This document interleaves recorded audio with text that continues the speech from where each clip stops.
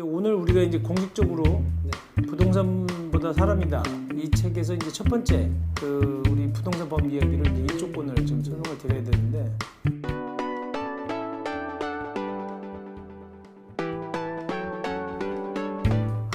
이 사실 1조건 소송을 제가 한 20년 동안 400건 넘게 했어요. 근데 그러면서 항상 느끼는 게 1조건이 쉬운 것 같으면서도 어렵구나. 사람들이 1조건이 뭔지 모르시는 분들이 많죠. 햇빛을 그냥 받을 수 있는 권리? 내가 1조를 햇빛만 받을 수 있으면 이게 다 권리인가? 근데 내 해를 가리면 나는 배상을 받을 수 있는 건가? 그러면서 또 하나 제가 이 책을 쓸 때 느꼈던 건 우리 예전에 이렇게 한옥집을 보잖아요. 그럼 한옥집이 이렇게 처마가 위로 싹 이렇게 버선 코 올라간 것처럼 이렇게 살짝 올라가 있는데 이 우리가 어렸을 때 보면 남향집을 선호하잖아요. 그래서 집은 남쪽으로 있어야 된다. 그리고 그런 집이 좋은 집이다라고 하는데 왜 그랬을까 이렇게 생각해 보니까 여름에는 해를 좀 막아주고 겨울철이나 이 봄철에는 해가 좀 마루까지 쭉 들어야 되는 거예요. 근데 그게 일조랑 무슨 관계가 있을까 내가 이렇게 고민을 많이 해봤는데 나중에 이제 과학적으로 확인을 해보니까 마루와 코 있잖아요. 그러니까 한옥의 지붕이 이루어지는 각도가 그게 보통 58도에서 62도 사이라는 거예요. 근데 태양은 남중고도라는 게 있잖아요. 제일 높게 뜨는 하루 중에 가장 높게 뜨는 게 동지일 때가 제일 낮은데 그리고 하지대가 가장 높고 근데 동지 때가 몇 도 정도로 뜨시는 줄 아세요? 모르죠.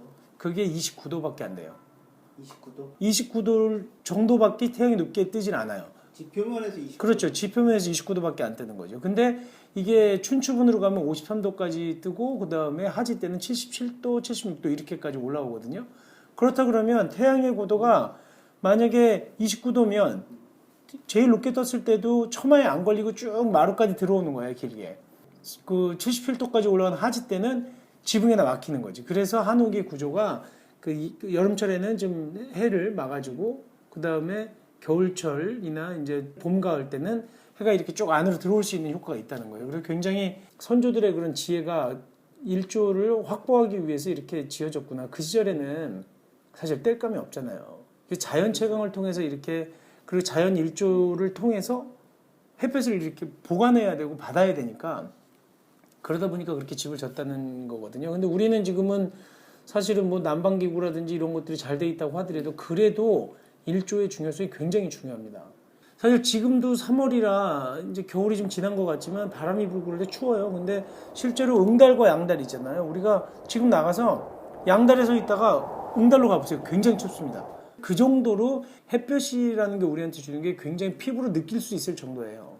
그리고 또 하나는 이건 뭐 사실 내가 할 얘기는 아니고 의사들이 해야 될 얘기긴 하지만 적외선의 경우에는 우리 면역성을 굉장히 강화시켜 준다는 거예요. 그리고 상처를 빨리 아물게 하고 자외선은 우리 비타민 D를 형성시켜서 우리가 그 칼슘하고 뭐 인 같은 것을 이렇게 혈액에 보관을 해서 그 몸이 굉장히 좀 좋아진다는 거예요. 그리고 태양을 직접 받아야지만 뭐 우울증이나 이런 것으로부터 좀 벗어날 수 있다 이런 얘기를 하거든요. 그렇죠. 너는 집에만 있지 말고 좀 나가서 놀아라. 네네. 어머님들이 그렇게 얘기하시죠. 그럼요. 그리고 실제로 햇볕을 많이 받은 애들이 옛날에 캘리포니아에서 학생들을 대상으로 실험을 했어요. 그랬더니 햇빛 많이 받은 애들이 성적이 20%가 성적이 향상도가 발생하더라. 이런 미국에서 연구 논문도 있어요. 그 정도로 햇볕이 중요하다는 거예요. 근데 우리는 그러면 햇볕을 보호할 수 있나? 햇볕이라고 하는 거 옛날에 햇볕 하면 생각나는 철학자 디오게네스가 뭐 알렉산더 대왕이 지나가다가 햇볕을 가리니까 디오게네스한테 이제 알렉산더 대왕이 찾아왔다나 뭐 그랬다나 그랬더니 디오게네스가 좀 비켜달라 내 소원은 좀 비켜주는 거다 왜냐하면 당신이 지금 내 햇볕을 가리고 있지 않냐 이렇게 얘기를 했다는 거예요.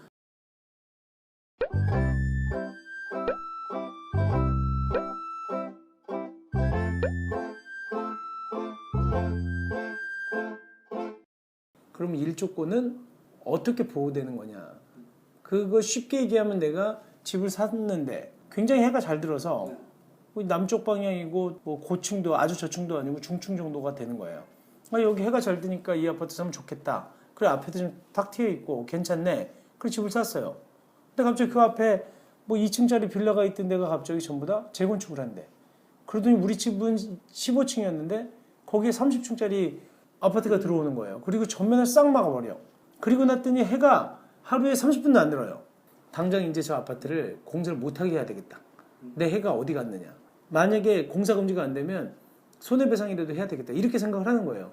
그래서 대부분 아파트를 들어가셨다가 나중에 이렇게 갑자기 재건축이나 재개발이 되거나 새로운 건물이 들어서면서 침해를 입게 되면 저희 사무실로 막 달려오시거든요. 근데 그때 굉장히 놀라운 것들을 발견하게 됩니다. 이분이 해가 일조 침해가 있대요. 그래요? 주소가 어떻게 되시죠? 그래서 제가 여기를 따져보면 어떤 일이 생기냐면 지도를 가서 들어가 보니까 북쪽이야. 새로운 건물이 북쪽에 들어서요. 이분이 동남 북서를 잘 몰라. 그래가지고 아니 지금 이 아파트가 신축 아파트가 동쪽으로 들어오는데 무슨 일조 침해가 있어요. 그러니까 이분이 하는 얘기는 아니 자기네 집이 이 집이 들어와서 어둡다는 거야. 해를 가린대. 그래서 제가 어르신 그런데 여기가 해가 그 전에 들었습니까? 계속 우겨요. 해가 들었대. 그래서 제가 여기가 북향입니다. 그렇게 얘기를 드려도 이분은 만일에 해가 들었다고 계속 우겨요. 어떤 차이냐면 사실 태양은 이렇게 전등과 같은 역할을 하거든요. 그래서 사실 비가 오는 날도 밤처럼 깜깜하지는 않잖아요. 그리고 북쪽에 있는 집도 그 태양에 이제 가시광선이 산란이 되면서 전등과 같은 역할을 하기 때문에 나름대로 이 조도가 이게 좀 높은 편이죠. 그러니까 뭐 채광 효과는 있으니까 그래서 빛이 어느 정도 드는 것처럼 느껴지지만 그거는 해가 뜨는 게 아니에요. 우리가 여기서 일조권 얘기할 때 그거 먼저 얘기하는데 직사광선이 우리 집 창을 뚫고 들어오는 걸 얘기하는 거예요. 명백하게 해가 들어와서 음달과 양달이 생기는 것. 그게 해가 되는 거지. 그냥 해는 없는데, 해는 졌는데, 오후 4시쯤 되잖아요. 4, 5시 되면 겨울철에 해가 져가잖아. 그때도 내 창으로는 해가 안 들지만 밝잖아요. 이건 해가 되는 게 아니에요. 그 부분 먼저 해야 돼. 그래서 북향의 집에 살면서, 동양집에 살면서도 오후에 해가 들었다라고 하는 건 사실은 좀 어폐가 있는 얘기예요. 그래 여기서 우리가 말하는 일조권은 직사광선을 얘기하는 거다. 우리나라에는 그러면 일조권을 보호하는 규정이 어디 있느냐? 그걸 제일 먼저 물어봐요. 어디 있는 것 같아요? 헌법? 사람들은 모르면 다 헌법이라고 하니까 사실은 깜짝 놀라는 게 일조권은 소유권으로부터 나옵니다. 소유권. 처음에는 일조권이 실질적으로 뭐 인격권에서부터 나오는 거 아니냐, 아니면 환경권으로부터 나오는 거 아니냐 이런 주장들이 많았는데 대법원에서 이제 결정을 하기를 이 기본적으로 일조권은 내 소유권으로부터 나오는 권리다라고 정의를 했어요. 그리고 또 부수적으로 또 이제 인격권적인 측면이 좀 있기 때문에 일조권 침해가 생기면 두 가지를 배상을 받을 수가 있는 거예요. 그게 뭐냐면 본질이 소유권에 있다 그랬잖아요. 그러면 해가 안 들면 어떻게 돼요?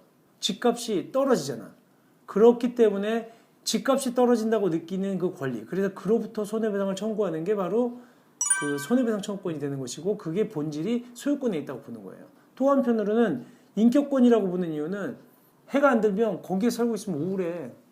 그리고 막 피곤하고 짜증나고 그 앞에 건물만 보이고 보면 막 답답하고 그리고 춥고 그러면서 이제 받게 되는 정신적인 어떤 손해, 그걸 위자료로 청구할 수 있는 거예요. 그래서 해가 가려지면 집값이 떨어지고 또 정신적인 손해가 발생하는 걸 두 가지로 나눠서 배상을 하는 이유가 본질을 하나는 소유권, 하나는 또 인격권에 결합된 권리를 보기 때문에 그렇다는 거예요. 그러니까 아파트의 경우에도 사실 이제 우리가 들어갔다가 아까 얘기한 것처럼 새로운 아파트가 들어가면 이제 손해배상을 청구하거나 공사를 중지시켜 달라고 하는데 그때 그 청구하는 권리는 그 헌법에서부터 나오는 게 아니라 민법에 있는 소유권의 개념으로부터 발생을 하는 거거든요. 근데 우리나라 법의 전 법, 그리고 민법책을 다 뒤져봐도 일조권이라는 걸 찾을 수가 없어. 헌법을 다 뒤져봐도 일조권이라는 거 안 나와요.